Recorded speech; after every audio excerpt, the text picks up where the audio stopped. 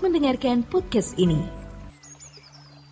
Kalau kita melihat barang atau benda dari seseorang yang sudah meninggal dunia, apakah itu kakek, nenek, orang tua, atau saudara, atau siapapun, kita bisa menghayati betapa singkatnya hidup ini.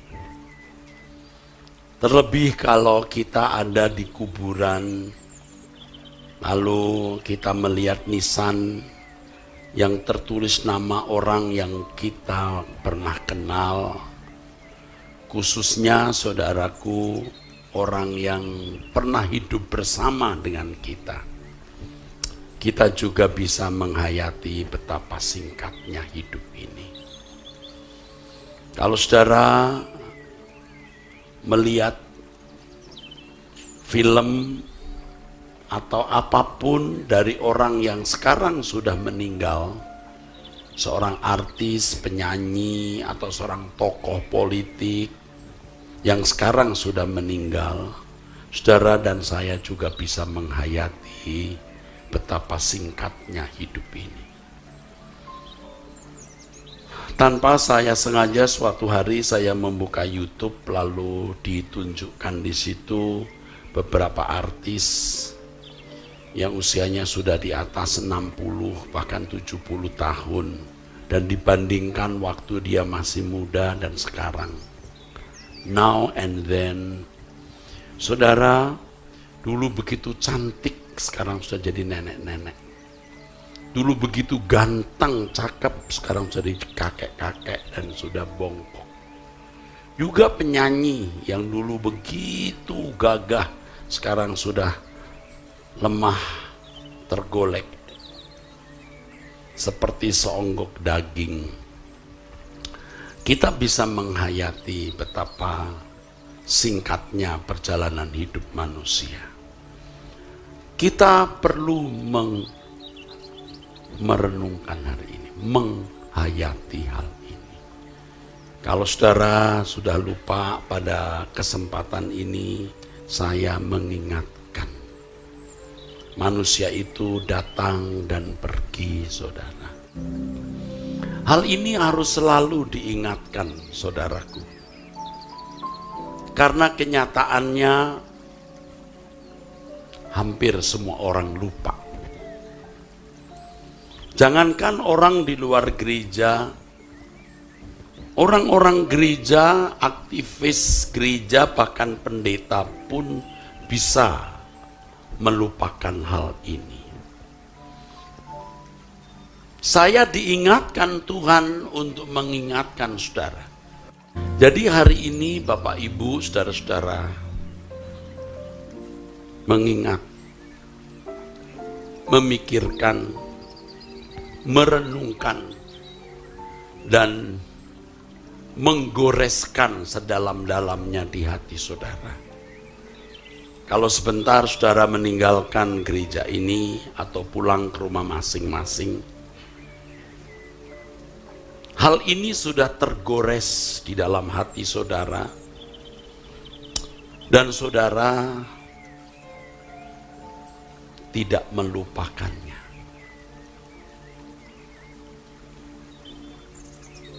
Firman Tuhan mengatakan di dalam Yakobus pasal 4 dari ayat 13. Jadi sekarang hai kamu yang berkata, hari ini atau besok kami berangkat ke kota Anu, dan di sana kami akan tinggal setahun dan berdagang serta mendapat untung. Sedang kamu tidak tahu apa yang akan terjadi besok. Apa arti hidupmu? Hidupmu itu sama seperti uap yang sebentar saja kelihatan lalu lenyap.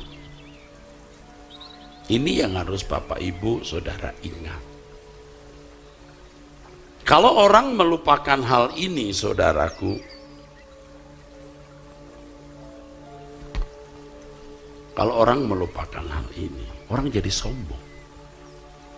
Pasti sombong, apalagi kalau dia kuat, punya jabatan, kedudukan, kekuasaan, uang, atau relasi pejabat, apalagi pejabat keamanan atau aparat keamanan, menjadi sombong. Dan sudah bisa dipastikan ia tidak peduli perasaan orang lain. Perasaan orang lain yang kelihatan saja dia tidak peduli, apalagi perasaan Tuhan. Ini konyol, saudara. Konyol, celaka, saudara. Sial hidupnya, laknat, saudara. Kutuk.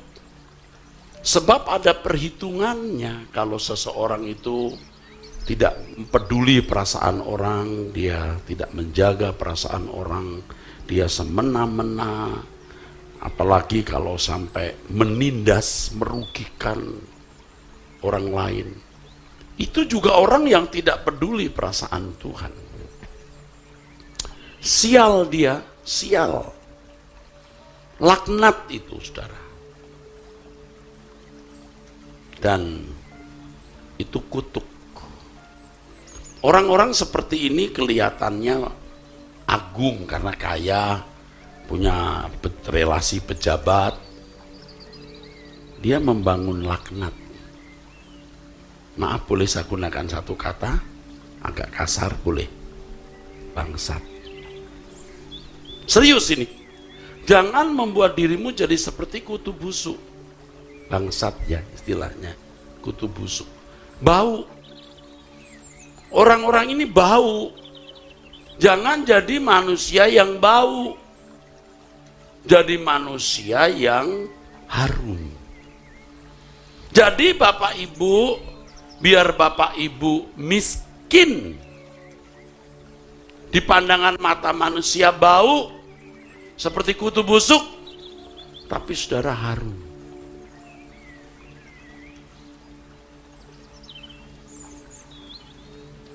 Ayo kita berubah. Itulah tujuan kebaktian ini diadakan. Tujuan kita berkumpul pada saat ini, tujuan Pak Apo meninggalkan rumah pagi-pagi dan semua saudara-saudara yang mendampingi pelayanan Pak Apo, supaya saudara berubah. Jangan tidak berubah. Saya juga harus berubah. Saudara mendengar khotbah saya 2-3 tahun yang lalu dengan hari ini sudah beda. Suaranya bisa sama, khotbahnya bahkan juga bisa sama, tapi sentuhannya beda. Mosok Pak ya, saudara rasa sendiri. Karena saya harus juga bertobat dan berubah. Tetapi kalau orang sudah tidak menyadari bahwa hidupnya itu singkat, ya sudah.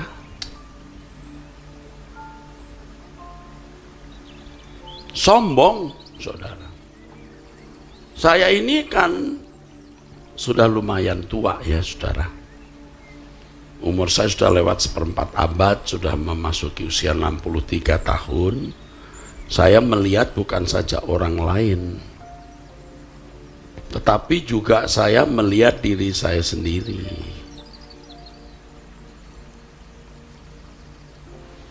Kalau kita itu kuat, kita itu semena-mena dengan orang.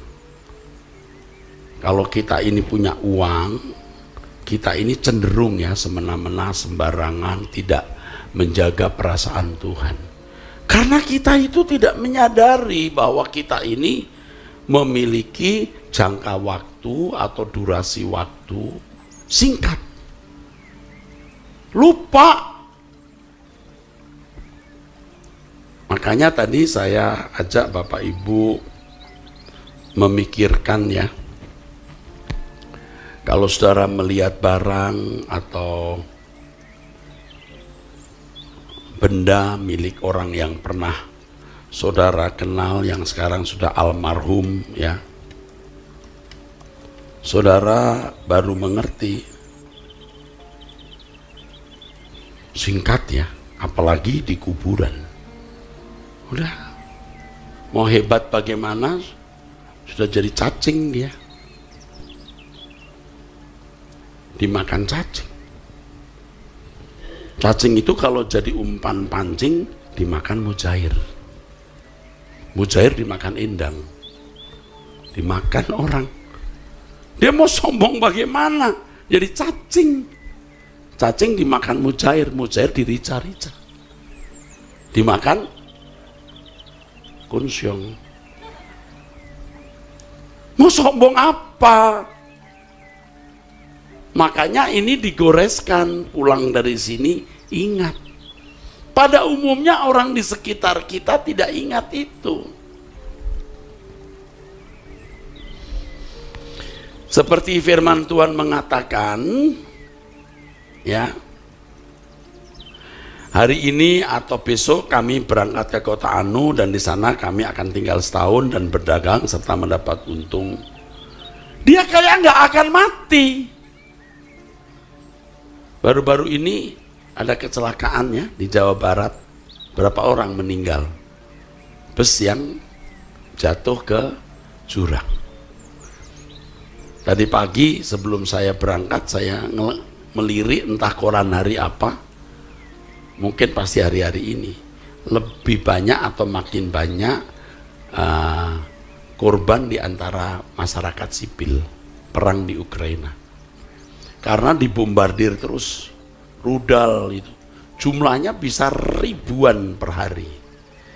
Ya, saya tidak ingat ya, sudah dilemparkan 3.000 atau 1.500 rudal, saudara. Wah, rudal itu bukan peluru, saudara.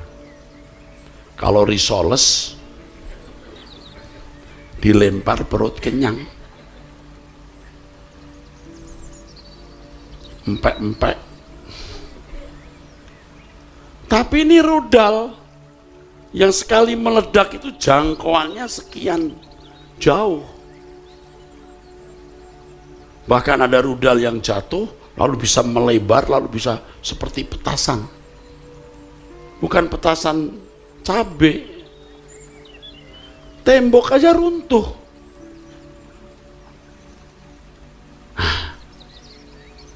Manusia itu bisa mati setiap saat, saudara.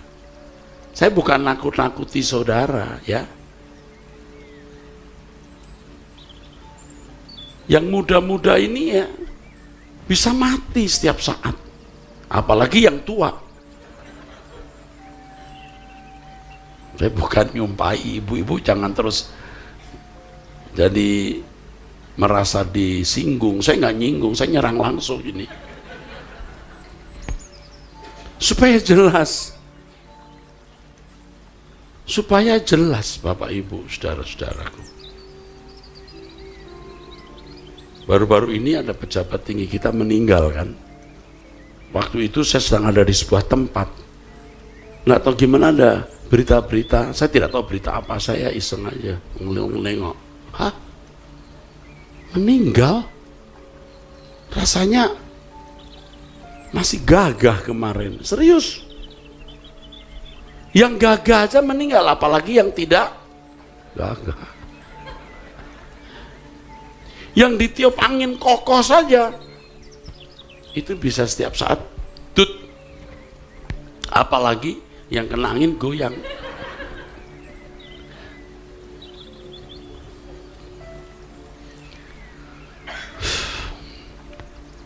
Kemarin saya mendoakan seorang ibu, diminta oleh beberapa saudara. Saya telepon, saya lagi makan itu, lagi makan siang dengan beberapa orang. Tapi saya bilang stop ya, stop.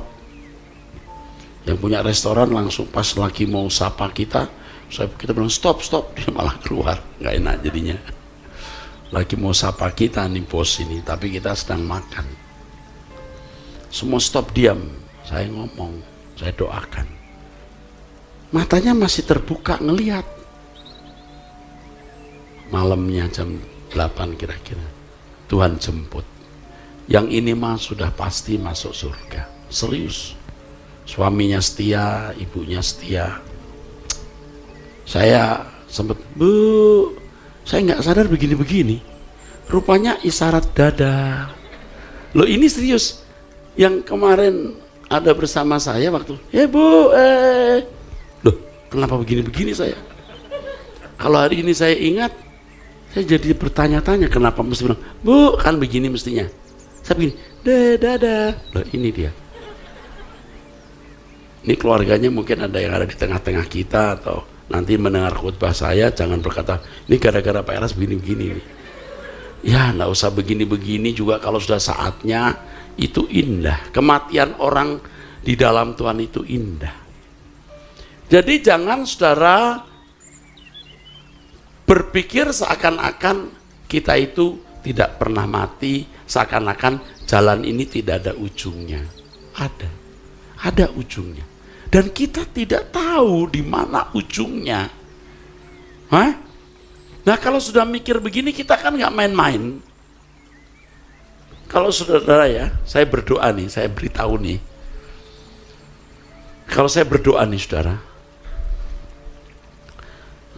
ini sudah lumayan bulan-bulan belakangan ini ya saudara. Saya membayangkan kalau saya bertemu Tuhan nanti, bagaimana gentarnya saya. Tapi jangan nunggu nanti ketemu Tuhan baru gentar. Jadi sejak kita di dunia ini, saudara-saudara, kita ini dengan hati yang rendah datang kepada Tuhan. Dengan hati yang takut, lalu memeriksa diri masih ada dosa atau tidak. Nah, kalau saya nih boleh diikuti ya, sudah berjanji, aku tidak punya keinginan, hasrat, minat, cita-cita. Aku hanya ingin melakukan kehendak-Mu Bapa. Bukan berarti lalu kita tidak bekerja, tidak bisnis, bukan. Melakukan apapun di dalam kehendak Tuhan. Nanti kita baca di ayat tadi, ya. Mestinya kamu berkata jika Tuhan menghendaki. Ini tidak membuat Anda jadi konyol. Bapa, ku cabut semua hasratku, keinginanku, cita-citaku. Engkaulah hasratku, cita-citaku, minatku, tujuan hidupku, alasan aku hidup Tuhan. Jadi kita itu akan dibimbing Tuhan, dagang ini, berhenti jalan bisnis ini, buat itu, pasti Tuhan pimpin. Karena setiap saat kita bisa mati, kita mesti benar-benar membawa diri kita benar di hadapan Tuhan. Nah, saya bayangkan kalau suatu saat saya bertemu dengan Tuhan, betapa dahsyatnya kemuliaannya, betapa menggetarkan. Tapi tidak usah menunggu nanti mati baru ketakutan. Jangan nunggu meninggal dunia, asing.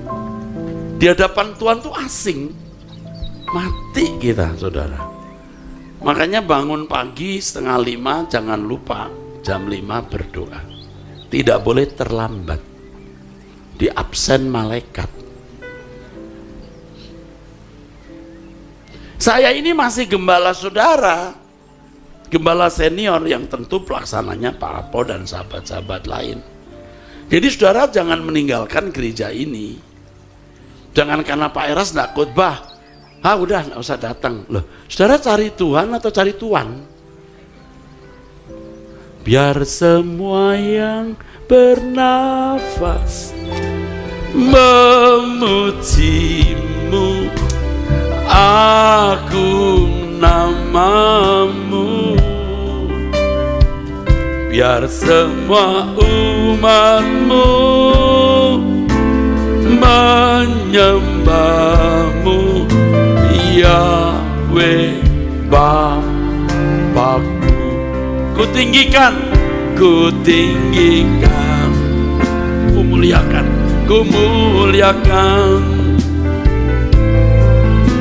Yang Maha Esa. Kau ku sembah, ku sembah, kau ku puja, ku puji selam. Biar semua bisa ya, biar semua yang bernafas memujimu, agung namamu. Biar semua umatmu, biar semua umatmu menyembahmu, Yahweh Bapa. Ku tinggikan, ku tinggikan, ku muliakan Yang Maha Esa. Kau ku sembah, kau ku sembah, kau ku puja, ku puji selamanya. Saudara, kalau hanya ke gereja seminggu sekali atau seminggu 2 kali, saudara pasti masih menjadi manusia asing di hadapan Tuhan. Setiap hari kita datang. Dan setiap saat kita menghayati Allah hidup, hadir menyertaiku. Mata Tuhan melihat, terus dihayati. Ah, Pak, kayak orang gila. Memang kayak orang gila. Tapi itu yang waras. Ya tentu kita tidak bicara sendiri. Tuhan hadir, Tuhan di sini. Mata Tuhan melihat. Nah, langsung dibawa ke rumah sakit jiwa itu. Di dalam hati saja, tiap pagi bangunlah 4:30, berdoa dengan gembala seniormu. Amin. Jangan jadi orang asing di hadapan Tuhan. Jangan jadi manusia asing di hadapan Tuhan. Semua kita, mumpung masih ada kesempatan, karena hidup kita seperti uap dan kita tidak tahu kapan berakhir.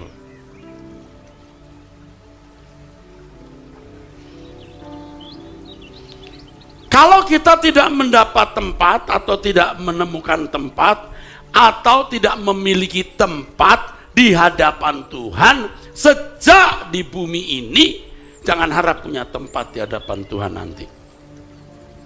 Kita beri tepuk tangan untuk kebenaran ini. Saudara mau berubah? Saudara mau berubah? Katakan, aku mau berubah. Lebih keras.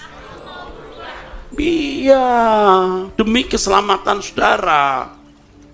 Kalau saudara berkata, kayak anak kecil, terserah situ. Jangan sombong. Anda itu mau hebat sehebat apa sih? Mau kaya, Anda itu punya seberapa banyak kekayaan? Saudara punya relasi pejabat, seberapa kuat? Jangan sombong. Aku mau berubah.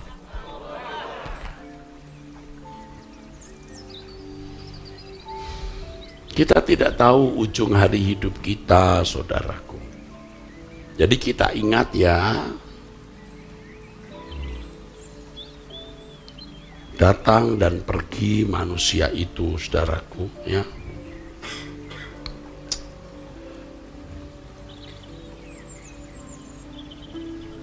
Tadi kan saudara, saya ajak menyanyi yang kalimatnya itu begini ya saudara. Malam kelam, padang gersang, dan tandusnya, cerita tragis kehidupan manusia. Dan satu persatu mereka yang dicinta berpulang tak kembali lagi. Hidup sudah susah karena memang bumi ini terlaknat, terkutuk, bukan hunian yang ideal, bukan hunian yang baik. Karena Tuhan sudah mengutuk bumi ini akan menumbuhkan onak dan duri. Dengan berpeluh engkau mencari nafkah. Cerita tragis kehidupan manusia. Kalau saya ya saudara sebagai pelayan jemaat sering mendengar kisah tragis ini. Apalagi kalau di acara Anda bertanya Alkitab menjawab, aduh, tragisnya hidup saudaraku. Ini kan keluh kesah banyak orang, ratap tangis orang banyak, saudara. Aduh, kok sampai begini hidup ini. Makanya saudaraku, sudah benar ya kita ini. Fokusnya itu langit baru, bumi baru. Ini tidak membuat kita jadi konyol hidup. Ya, kita tetap memaksimalkan potensi bagi yang muda-muda, bagi semua kita kerja keras, bertanggung jawab. Tapi fokus kita langit baru, bumi baru. Malam kelam, padang gersang dan tandusnya, cerita tragis kehidupan manusia. Dan satu persatu mereka yang dicinta berpulang tak kembali lagi. Saya harap setiap kali saudara datang ke rumah duka, saudara akan ingat ucapan ini. Hidup ini tragis. Yang meninggal orang tua umur 70 tahun lebih saja orang menangis bombay. Apalagi kalau itu anak, saudara yang masih muda atau meninggalnya karena sakit, kecelakaan. Tragis. Makanya kita yang hidup sekarang ini, yang seperti uap itu, kalau Petrus berkata seperti bunga rumput yang pagi mekar, sore sudah layu. Ada rumput yang umur bunganya 1 hari. Kita yang sadar ini, kita berkata, Tuhan hantarlah langkahku sebelum usai hariku, untuk memahami rencanamu di dalam taman hidupku.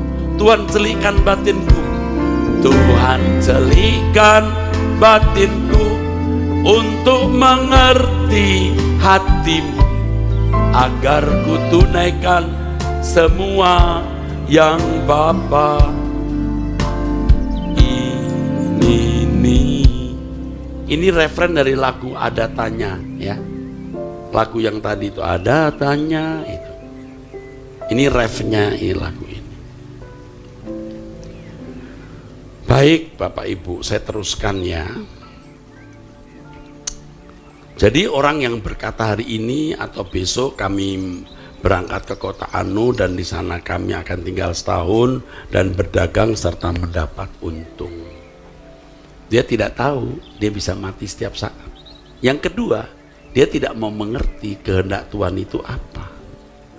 Makanya dikatakan di ayat berikutnya, kamu tidak tahu apa yang akan terjadi besok. Apakah arti hidupmu?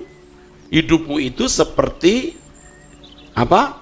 Uap yang sebentar saja kelihatan lalu lenyap. Sebenarnya atau semestinya atau seharusnya kamu berkata, jika Tuhan mengendakinya. Bukan tidak boleh ini, tidak boleh begitu. Nah, manusia harus punya aktivitas. Manusia mesti punya kegiatan. Orang malas itu orangnya tidak bertanggung jawab. Dan orang tidak bertanggung jawab tidak mungkin masuk surga. Surga tempat orang bertanggung jawab dan memiliki kepribadian yang baik atau agung, saudaraku. Mestinya kamu berkata, jika Tuhan mengendakinya, kami akan hidup dan berbuat ini dan itu. Bukan tidak boleh ke kota Anu, di sana kami dagang. Bukan tidak boleh. Jika Tuhan menghendakinya. Jadi begitu kita bangun, urusan kita harus ketemu Tuhan dulu. Tuhan, aku hari ini mau dagang, hari ini aku mau kerja, pimpin aku apa yang harus kulakukan, Tuhan. Aku mau berubah. Katakan. Lebih keras. Ya, saudara, ya. Kita itu, maaf kami ini bukan mau mendapat uang dari saudara atau pujian atau sanjungan. Apa sih? Kami ini sadar bahwa hidup ini singkat, maka kami mau melayani dengan baik, walaupun tentu kami juga belum sempurna, tapi mau sempurna. Belajar dari pengalaman-pengalaman hidup. Dan kami mengajak saudara serius menjadi manusia yang tidak seperti kutu busuk. Nah, pada umumnya manusia itu mau-maunya sendiri. Dia pikir Tuhan tidak ada, atau kalau ada, tidak mau berurusan dengan saudara. Padahal Tuhan itu yang menciptakan kita. Tuhan mau berurusan dengan kita. Kita yang mau berurusan dengan Dia. Kalau Anda tidak mau berurusan dengan Tuhan, ya terserah. Maka kamu mesti berkata, jika Tuhan menghendakinya, kami akan hidup dan berbuat ini dan berbuat itu. Bapak Ibu, percayalah, ketika saudara di ujung maut, entah karena umur, entah karena sakit, entah karena kecelakaan, saudara akan menghayati dengan lebih lengkap, lebih utuh, lebih baik betapa singkatnya hidup ini. Saudara menoleh ke belakang, betapa singkatnya. Kemarin waktu bertemu dengan beberapa teman yang saya katakan tadi makan siang itu, anak-anak mereka makannya di luar, kita di ruangan. Waktu saya keluar, anak-anaknya saya sudah tidak mengenali dengan baik. Padahal saya sudah kenali mereka belasan tahun sejak kecil. Sekarang tinggi-tinggi. Saya kalau foto di samping mereka jadi pendek. Nggak kenalin. Waduh, besar, ganteng. Ya. Besar, ganteng. Waduh, rasanya baru kemarin mereka lari-lari, tuh ya, kayak kepiting. Malah saya kadang-kadang pernah mengatakan, tuh kayak grill ya ini anak-anak nih. Duduk gitu. Sekarang udah besar, gagah. Dulu ada anak jemaat wanita kecil. Dia belum pulang kalau belum dipeluk Om Eras, Pak Eras. Panggil saya Opa Eras. Peluk, dicium, baru pulang. Sekarang tinggi, nggak berani cium. Tinggi, cantik lagi. Tinggi, cantik, slim and beautiful. Nggak berani lagi saya, Pak. Mau diamuk masa. Dulu ya kita ya, sebelum saya habis kebaktian kan keluar masuk di pintu khusus. Dia udah nunggu di situ. Dipeluk, dicium, dipeluk opa, dicium opa dulu. Cik, udah. Ketemu di mall. Airas, ini si ini. Hah? Cium lagi enggak ya? Tinggi, cantik tinggi. Wow, hidup ini singkat. Tadi yang WL di sini, dia kemarin masih gadis mungil, sekarang udah jadi 2.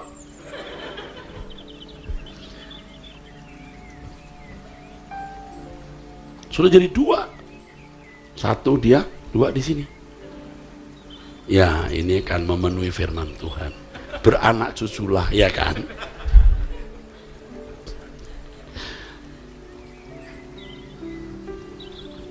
Hidup ini singkat. Sebentar lagi melahirkan. Saya dipanggil opa, udah tambah lagi cucunya. Aduh. Saya juga sudah punya cucu, saudara. Ada 2 cucu. Kadang-kadang juga mikir, aduh dulu ya, papanya masih kecil. Waduh. Giginya copot waktu pertama. Giginya copot pertama, masih kecil, giginya copot lah gimana. Dia panggil, kung kung, nangis. Dia tunjukin itu giginya. Tolong dilem. Loh. Aduh, sekarang udah gede banget saudaraku. Dulu waktu kecil, mama minta ibu. Waduh, udah punya mama minta ibu lagi. Maksudnya Ubi salah sebut. Dia bilang Ubi salah ibu. Mama minta ibu. Wow, sudah punya mama minta ibu. Maksudnya ibu apa ini? Ibu Siri. Ibu Suri, maksud saya bukan Siri lagi. Ibu Suri. Enggak. Cepat sekali waktu ini berlalu. Anak-anak kita udah gede-gede ya, Bapak Ibu yang sudah punya anak, sekarang udah menikah. Aduh, dulu kecil ya. Anak saya Fani yang perempuan itu, waktu kampanye dia, dududa. Apa itu? Dududa, bendera. Karena bawa bendera gini-gini kan, dia bilang, dududa. Apa itu dududa? Bendera. Sekarang udah besar, saya duduk di sampingnya, ada yang setir mobil. Aduh. Sebentar lagi masuk peti saya. Nah, hidup begitu. We can't avoid it, man. Kita nggak bisa menghindarinya. Makanya, kalau kita masih hidup, kita harus berani memilih untuk melakukan kehendak Tuhan. Jika Tuhan menghendakinya, kami akan hidup dan berbuat ini dan berbuat itu. Katakan, aku mau berubah. Lebih keras. Iya. Ku mau hidup seturut kehendak-Mu Tuhan. Amin. Ku mau memberi semua yang dapat Engkau tahu Tuhan. Ku mengasihi-Mu lebih dari semua, melayani-Mu di bumi, di sorga. Wow, kalau bisa terjadi perubahan satu persatu, saudara dientaskan, dikeluarkan dari cara hidup yang salah, lalu menjadi anak-anak Allah yang berkenan. Waduh, betapa beruntungnya kami. Tadi Pak Apo bisik-bisik soal uang sewa gereja ini gitu. Saya bilang masih kurang Pak Apo. Kurang berapa? Enggak Pak, kita bisa tanggulangi.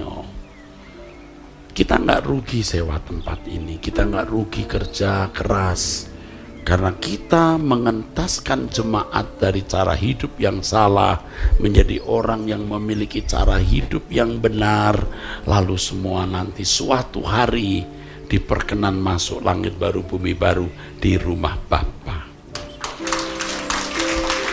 Dan ini serius, ini sungguh-sungguh, ini bukan basa-basi. Kita sudah banyak basa-basi dulu, kita tidak sempurna dulu, sekarang lebih sempurna, harus serius mau mengentaskan saudara. Amin, amin, mengentaskan saudara. Percaya ini tulus. Jadi kalau saya usahakan datang ya, kalau tempat lain mungkin sekali sebulan, di sini bisa 2 kali atau lebih, karena saya sayang saudara di Gajah Mada ini. Bukan gak sayang di tempat lain, tapi di sini memang tempat khusus yang harus saya perhatikan. Ini kecintaan saya kepada ibu-ibu, bapak-bapak di daerah kota ini, saudara-saudara. Serius. Tapi saudara juga harus nurut. Amin gak? Amin? Mau berubah, saudara. Ini bukan maksud apa-apa ya Pak Apo. Ingat ya, nggak maksud apa-apa ya. Saya datang ke sini bukan supaya jadi gembala senior, dapat gaji atau dapat amplop. Jangan buat begitu. Ada yang kirim begitu, saya suruh balikin Pak. Saya suruh pulangin. Ini pulangin. Akhirnya nggak enak itu yang itu. Aduh Pak, maaf ya Pak, nggak usah begitu, supaya saya datang ke gereja itu dengan hati sukacita. Paham nggak saudara?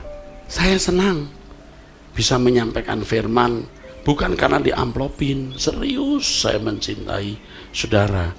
Kalau satu saudara bisa masuk surga, itu harganya lebih dari semua harta di dunia ini dikumpulkan. Nah, jadi yang penting saudara mau berubah.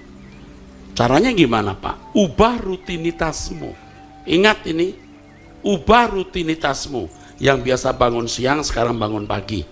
Yang biasa bergaul dengan sembarang orang, sekarang tidak. Supaya jangan terdistrak itu, dirusak pikiranmu. Kongko-kongko sesekali boleh. Tapi kalau sampai berbagi perasaan, Anda ketemu orang yang tidak takut Tuhan, Anda menjadi tidak rohani. Jadi kalau saudara ketemu orang yang ngomongnya kasar, ngomongnya duniawi melulu, udah diam, timpali sesaat yang penting, kalau tidak usah. Ya, ini saudara akan diberi hikmat Tuhan nanti. Nah, firman Tuhan di ayat berikut. Tetapi sekarang kamu memegahkan diri dalam congkakmu. Sombong. Padahal Allah menentang orang sombong.